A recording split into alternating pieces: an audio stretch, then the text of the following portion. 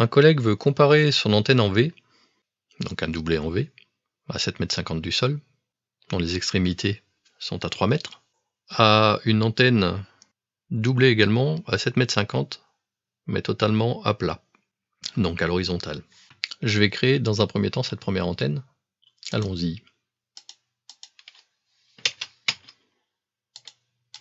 Le premier point, le voici, 0,0, 7,50 m. Le deuxième se trouve à 10 mètres du premier, donc X1, X2, on va mettre 10 mètres. Y, on reste sur le même plan, hein, et Z, toujours 7,50 m. Voici pour le premier tronçon que vous pouvez voir, hein, qui se trouve ici. Vous voyez le fil. Nous allons réaliser le second maintenant. Le second, il part évidemment du même point, mais il arrive à l'opposé. Donc au lieu d'arriver à 10 mètres, pour X2, c'est à moins 10 mètres de l'autre côté. Et toujours à 7,50 m du sol. Voilà. Ce qui vous donne en vue ce doublet. Ce doublet, il vous faut un point d'alimentation. Donc vous cliquez gauche sur un des tronçons. Ensuite vous cliquez droit. Et vous ajoutez une source au début du conducteur. Voilà qui est fait. Cette antenne, je vais l'enregistrer. Fichier enregistré. Donc c'est sauvegardé. Et je vais l'appeler antenne test. Maintenant j'ouvre un deuxième MMANA. Parce que vous pouvez en ouvrir plusieurs. Je rappelle l'antenne.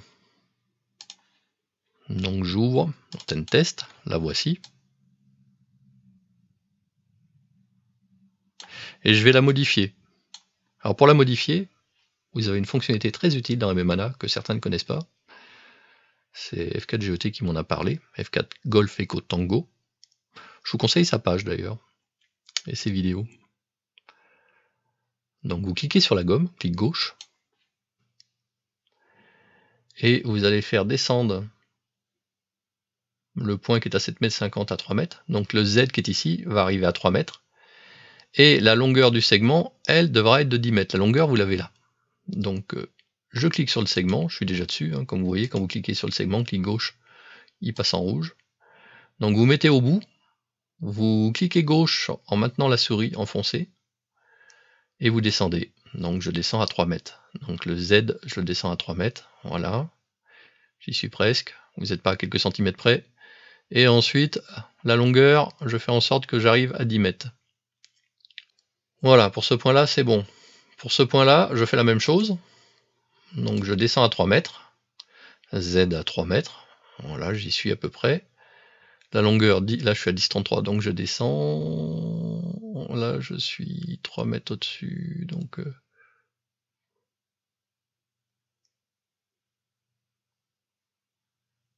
Voilà. Donc on est pas mal. Bon, 10,06 m la longueur du 10,06 m aussi. Bon bah voilà. Hein. Donc là l'antenne, de toute façon, c'est à peu près. Hein. C'est pas très important s'il y a une différence. Vous auriez même pu changer le port là. Donc je fais OK. Hop, voilà, donc l'antenne, ça y est, elle est créée. Vous voyez la simplicité pour modifier une antenne. Maintenant, et ben pour voir la différence de rayonnement, c'est simple. Vous allez dans l'onglet Calculer. Vous mettez la fréquence, 7 méga-100, et vous lancez. Voilà qui est fait. Je vais faire pareil avec l'autre antenne.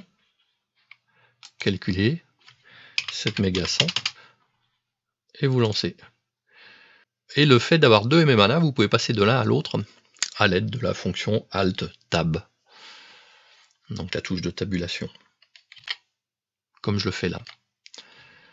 Maintenant, moi ce qui m'intéresse, c'est de voir le résultat. Le voici pour une des antennes. Et le voici pour l'autre. Alors pour que ça soit plus parlant, parce que là le résultat est donné pour un angle d'élévation de 45 degrés. Vous voyez, donc je vais prendre un angle d'élévation de 20 degrés. Voilà. Je fais pareil pour cette antenne là, 20 degrés. Voilà. Qu'est-ce qu'on peut voir? Eh ben, vous voyez que cette antenne-là a une atténuation dans l'axe des X. Vous voyez le X en haut. Donc cette antenne-là a une directivité, en quelque sorte. Et quelle est l'antenne en question? Bah regardez. On va enlever les courants. C'est l'antenne totalement à plat. Et cette directivité est moins prononcée, pour presque dire inexistante, un petit peu quand même, sur l'autre antenne. Regardez. Là, vous avez quand même une différence. Alors, vous pouvez quantifier cette valeur, cette différence. Regardez ici. Donc, vous cliquez gauche sur votre souris et vous maintenez le clic gauche enfoncé. Et si vous regardez ici, vous avez un gain. Celui qui vous intéresse, c'est le GA à moins 2,3 dBi. Si je passe sur l'autre antenne, GA moins 9,4 dBi. Donc on peut dire qu'il y a environ 7 dB. On va dire 6 dB, parce que c'est pratique, ça m'arrange. Ça fait un peu comme si vous aviez 4 fois moins de puissance pour un angle d'élévation de 20 degrés à cet endroit-là. Voilà. Donc évidemment, pour une utilisation en antenne omnidirectionnelle, vous voyez tout l'intérêt d'avoir une antenne en V.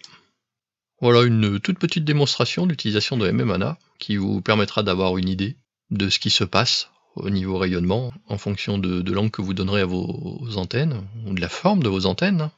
Vous avez vu que vous pouvez, grâce à la gomme, vous pouvez modifier très facilement votre antenne.